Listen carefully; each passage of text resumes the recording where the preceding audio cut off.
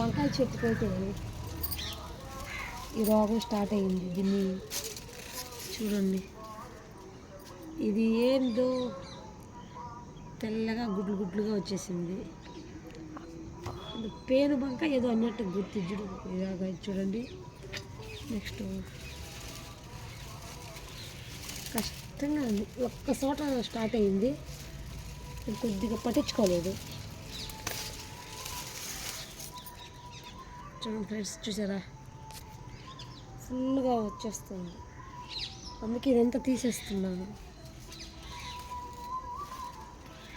మన వీడియోలో చూసిన వాళ్ళు